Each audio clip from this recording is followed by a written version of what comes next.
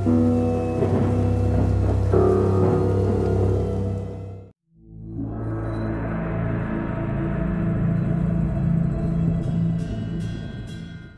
was a kid in the 3rd grade.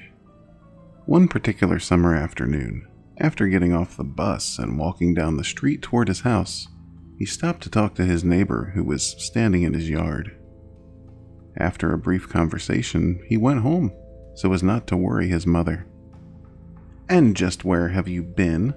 his mother asked as he walked in the front door. "Talking to the guy next door," he said, as he set his backpack in the chair at the kitchen table and sat across from his mom. "What's jaundice mean?" he asked. "What?" queried his mother, confused as to how he'd learned that word. "Where did you hear that?" she asked. "I was coming down the street and saw the man next door.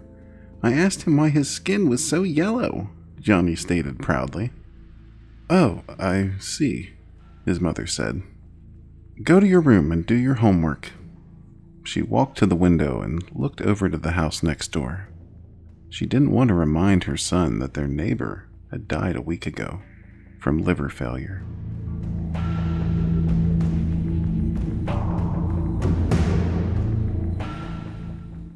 Alice's dad had to go out for the evening. Something at work had come up. He promised her that he would be back in a few hours. Alice didn't like being home alone in the house. The creaking and the sounds of the house all sounded like footsteps to her, but Alice thought she knew better. She locked all the doors, closed all the windows, shut all the curtains, turned off all the lights downstairs, and ran upstairs as fast as possible.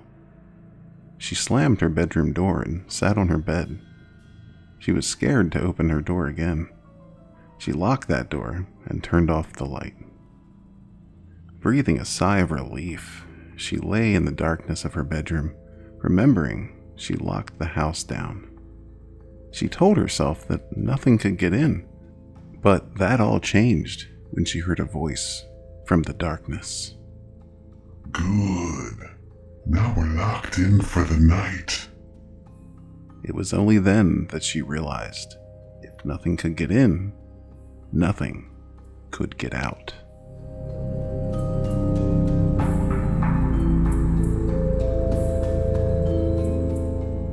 You lay there, wide awake. Thoughts are coursing through your head. You hear every little creak, every little sound that occurs in your house. The floorboards moan, and you know he's watching. The monster that lives under your bed. He's waiting for you to get up in the middle of the night to snatch you up and take you to his hell. You pull the covers over your head in hopes that his gaze will subside. The warmer it got under the blanket, the more worried you became, because you know you will have to look at him. He whispers, "I know you're under there. Why don't you come play?" I roll over, ignoring the monster. Monsters don't live under your bed. They live in your head. You doze off and wake at the sound of someone cooking breakfast. As you place your feet on the floor, you notice the scratches covering your legs and feet. Monsters only living in your head? That's bullshit. I've got one under my bed. He comes to see me every night in hopes that I go to play with him. Truth is, he just wants my soul.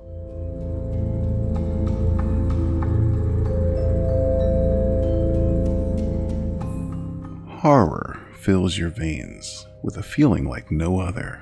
Well, lucky you. You are exactly who he needs. When you're in bed and hear a creak, don't think for a second it's the house settling, because it's him. Have you ever woken up in the middle of the night? It's no coincidence. It's him making you wake up. He knows you're scared of him because every night when you turn off the light, you rush away as fast as you can, not checking any rooms because in the back of your mind, you know he's there, and you're too afraid to look. when you finally fall into the realm of sleep, he'll stand above you, watching. When you're lying on your side, not daring to turn around just in case something greets you, that's him. Right when you're about to doze off to sleep, he will make a sound to keep you awake. When you finally get the courage to turn around, he'll disappear. But if he doesn't, he'll make your death as slow and agonizing as he can. Now, you should try to get some sleep, and remember to check every last room. Sweet dreams.